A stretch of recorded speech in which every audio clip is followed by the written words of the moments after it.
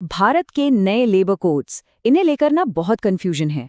क्या अब सच में दिन में 12 घंटे काम करना पड़ेगा या फिर हफ्ते में 3 दिन की छुट्टी मिलेगी? तो चलिए आज इसी बड़े बदलाव के पीछे का सच जानते हैं और ये भी देखते हैं कि इसका हम सब पर आखिर असर क्या पड़ेगा। तो चलिए सीधे उस सवाल पर आते हैं जिसने सबसे ज्यादा हलचल मचाई है। क्या भारत में अब 12 घंटे का वर्किंग डे लीगल हो गया है? इसका जवाब उतना सीधा नहीं है जितना लगता है। देखिए, इसी एक आइडिया ने सुर्खियां बटोरी और लोगों के मन में एक डर भी पैदा किया। लेकिन असलियत वो एक सीधे हाँ या ना से कहीं ज्यादा कॉम्प्लेक्स है। तो ये समझना बहुत जरूरी है कि आखिर ये बात आई कहाँ से और इसका असली मतलब है क्या। इस पूरे कन्फ्यूजन की जड़ असल में दो चीजों के बीच के फर्क में छिपी है। एक, रोज के काम के घंटों में फ्लेक्सिबिलिटी और दूसरा, हफ्ते के काम के घंटों की फिक्स्ड लिमिट। नए कानून इन दोनों को अलग अलग तरीके से देखते हैं। तो नए कोड्स ये कहते हैं कि कंपनियां अब लंबे वर्किंग डे रख सकती हैं और यहीं से वो 12 घंटे वाली बात सामने आती है। लेकिन रुकिए, ये कहानी का सिर्फ एक हिस्सा है, पूरी कहानी नहीं। लेकिन एक बहुत जरूरी सेफ्टी गार्ड है जिससे बदला नहीं जा सकता। और सच कहूं तो यही इन नए कानूनों का सबसे जरूरी पहलू है जो कर्मचारियों के हक की रक्षा करता है। और यही वो चीज़ है जो हमें ये समझने में मदद करेगी कि नए कोड्स असल में क्या कहते हैं। असली कहानी 12 घंटे की नहीं बल्कि एक खास नंबर में छिपी है। और वो नंबर है 48 आवर्स। कानून बिल्कुल साफ है, एक हफ्ते में 48 आवर्स से ज्यादा काम नहीं कराया जा सकता। अगर इससे ज्यादा काम होता है तो कंपनी को ओवरटाइम देना ही होगा। ये नियम पक्का है। तो इसका मतलब क्या हुआ? बहुत सिंपल है। देखिए, अगर कोई कंपनी 12 घंटे का दिन चुनती है तो उसे हफ्ते में सिर्फ 4 दिन ही काम कराना होगा और बाकी 3 दिन की छुट्टी देनी पड़ेगी। क्यों? क्योंकि 12 गुणा 4 हो गए 48 घंटे। वीकली लिमिट पूरी। इसी तरह अगर 5 दिन का हफ्ता है तो रोज लगभग 9.5 घंटे काम होगा। तो मतलब फ्लेक्सिबिलिटी तो है, लेकिन हफ्ते की जो 48 घंटे की लक्ष्मण रेखा है ना, वो नहीं बदली है।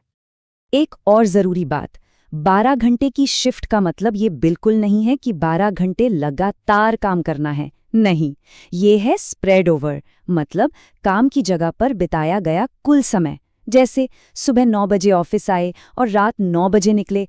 ये जो 12 घंटे हुए, इसमें काम के घंटे और बीच में मिलने वाले ब्रेक दोनों शामिल हैं। और ये कंपनियों के लिए एक तरह से वार्निंग है कि वो वीकली लिमिट को पार ना करें। अगर 48 घंटे से 1 मिनट भी ज्यादा काम कराया तो नॉर्मल रेट से डबल यानी 2 गुना ओवरटाइम देना होगा। और ये सुरक्षा नए कोड्स में भी कायम रखी गई है। ठीक है, तो काम के घंटों का मुद्दा तो अब साफ हो गया होगा। लेकिन ये जो बदलाव है ना, ये सिर्फ यहीं तक नहीं है। असल में ये बहस तो भारत के लेबर लॉज में हुए एक बहुत बड़े सुधार का सिर्फ एक छोटा सा हिस्सा है। आप सोचिए, 70 से भी ज्यादा सालों से भारत का लेबर सिस्टम दर्जनों पुराने और उलझे हुए कानूनों का एक जाल था। अब उन सब को हटाकर सिर्फ 4 नए कोड्स में बदल दिया गया है। मकसद है चीजों को आसान बनाना और निवेश को बढ़ावा देना। और ये है वो 4 नए कोड: code on wages, industrial relations code, code on social security और occupational safety health and working conditions code यानी OSH कोड। ये चारों मिलकर सैलरी से लेकर यूनियन, सेफ्टी और सोशल सिक्योरिटी तक हर चीज पर असर डालेंगे। तो काम के घंटों के अलावा इन कोड्स का हम जैसे कर्मचारियों के लिए क्या मतलब है? क्या इससे कोई फायदा भी होगा? चलिए देखते हैं। इन सुधारों का एक बहुत बड़ा फायदा ये है कि ये लाखों ऐसे लोगों को सोशल सिक्योरिटी के दायरे में लाते हैं जो पहले इससे बाहर थे। और इसमें सबसे बड़ा और जरूरी कदम है गिग वर्कर्स को सामाजिक सुरक्षा देना। ये एक ऐतिहासिक बदलाव है। सच में, ये पहली बार है जब फूड डिलीवरी और कैब सर्विसेज जैसी प्लेटफॉर्म इकोनॉमी में काम करने वालों को कानूनी तौर पर एक पहचान मिली है और उन्हें सोशल सिक्योरिटी के दायरे में लाया जा रहा है। अच्छा, कर्मचारियों की बात तो हो गई। अब देखते हैं बिजनेस के लिए क्या है।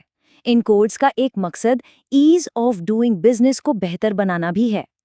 बिजनेस के लिए लक्ष्य है कागजी कार्रवाई और कंप्लायंस का बोझ कम करना। पुराने इंस्पेक्टर राज को खत्म करके एक ज्यादा फ्रेंडली सिस्टम बनाना जहां मकसद सजा देना नहीं बल्कि नियमों का पालन करवाना हो। लेकिन ये पूरा सुधार ये दो अलग अलग हितों के बीच एक बहुत ही नाजुक बैलेंस पर टिका है।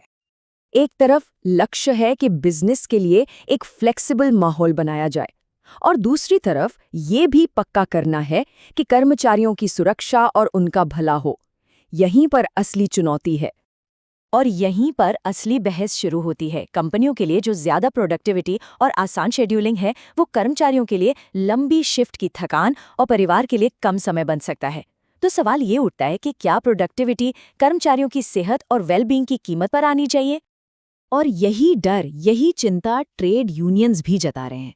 उनका कहना है कि ये जो फ्लेक्सिबिलिटी है ना, इसका गलत इस्तेमाल भी तो हो सकता है। कहीं ऐसा ना हो कि इसके बहाने शोषण को ही कानूनी जामा पहना दिया जाए। इससे ये साफ होता है कि सिर्फ राष्ट्रीय स्तर पर कानून बना देना ही काफी नहीं है।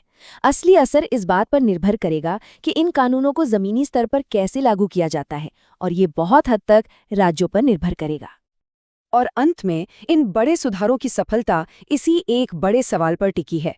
क्या भारत आर्थिक तरक्की की रफ्तार बढ़ाने के साथ साथ अपने करोड़ों कर्मचारियों की सुरक्षा और सम्मान को भी सुनिश्चित कर सकता है? इस सवाल का जवाब ही इन कानूनों का भविष्य तय करेगा।